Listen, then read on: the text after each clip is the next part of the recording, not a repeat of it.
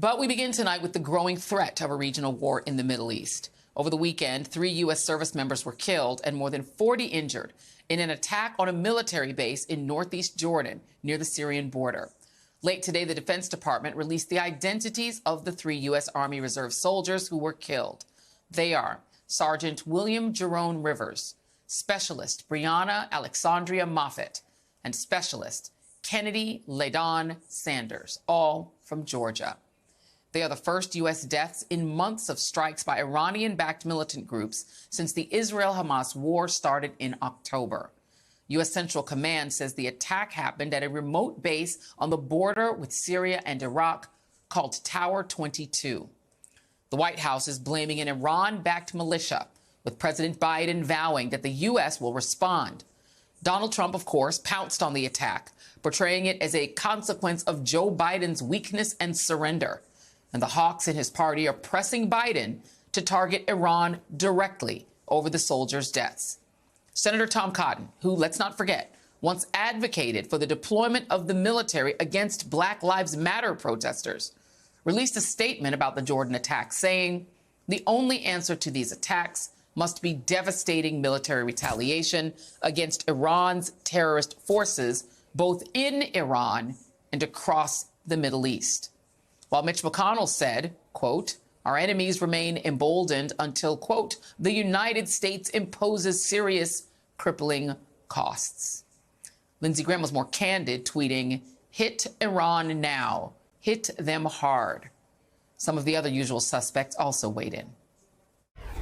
If there were ever a moment now when to show American determination and take a significant step to reestablish deterrence, the president's response has to be to strike targets in Iran. We have to impose enough pain on Iran that it outweighs what they've done to us. First strike that hit, you punch and you punch back hard. What they should be doing is going after every ounce of production of those missiles. Wherever those missiles are, you take that out. The right's desire to bomb Iran is not new. But there's also a history, in fact, a bipartisan history, of American presidents sometimes choosing caution when it comes to engaging militarily in the region. That's not always the case, of course. Hello, George Bush and George W. Bush. But there are some significant historical reminders. Take President Ronald Reagan, who in 1982 sent U.S. Marines on a peacekeeping mission to Lebanon, a country rocked by civil war. The following year, a truck filled with explosives drove into the U.S. military compound near Beirut Airport and detonated, killing 241 service members, including 220 Marines. It was a military and political disaster for the new president, just 2 years into his first term. And yet, months later, Reagan announced that the Marines would withdraw offshore, a decision critics at the time said was a failure to stand firm against terrorism. More recently, in 2013, when the U.S. was roiled by the debate over how to respond to the Syrian government's use of chemical weapons in that country's civil war, an act that President Barack Obama had declared a red line beforehand, Obama nevertheless resisted, to the end, a military intervention in Syria. Ben Rhodes, Deputy National Security Advisor for President Obama, wrote about the red line crisis inside the White House. In describing a pivotal moment in the Oval Office, Rhodes wrote, quote, in the decade since 9/11, we'd gone to war in Afghanistan, Iraq, Yemen, Somalia, and Libya. Now there was a demand that we go into Syria. Next, it would be Iran. It is too easy for a president to go to war, President Obama said. That quote from me in 2007, I agree with that guy. That's who I am. And sometimes the least obvious thing to do is the right thing. Joining me now is Ben Rhodes, former Deputy National Security Advisor for President Barack Obama and co-host of the Pod Save the World podcast, and Nayyera Haq, a former State Department Senior Advisor and former White House Senior Director. Thank you both for being here. Ben, I will start with you. This drumbeat, once again, from some of the usual suspects, thinking Lindsey Graham, in the wake of this horrible, the horrible deaths of these 3 U.S. Army members. Your thoughts on that? Well, I mean, there hasn't been a problem that Lindsey Graham hadn't identified the solution as bombing Iran for a very long time in the Middle East. I think if we step back from this, there's some things we have to bear in mind. What has put our troops at risk is the escalation in the Middle East. It's the escalation in the last 3 months, obviously centered in the war in Gaza since October 7th, but also the violence we've seen across the region. And the deeper the United States gets itself into this kind of game of quicksand and tit for tat with these different proxies across the region, the more dangerous it's going to be for U.S. service members. So if you're not going to de-escalate, what you're going to be doing is bringing more risk to the U.S. troops that are in that region and more risk that we're going to get even deeper into a regional war. And that leads to the Iran point. This isn't, it's not a video game. I mean, the way these people talk about these things, it's as if, we're going to sit here in Washington and we're going to talk tough and then we're going to hit some stuff in the Middle East and there are not going to be any consequences. A war with Iran is a big piece of business. I don't think the American people are signed up for that. It could have huge consequences for inflaming an already inflamed region. It could lead to huge consequences for our service members, who are the ones who are put at risk in the region. It could have huge consequences for the global economy in terms of disruptions. If you think the disruptions in the Red Sea are difficult for supply lines, wait until there's a full-scale war between the United States and Iran that engulfs the entire region. They're not even thinking this through at all.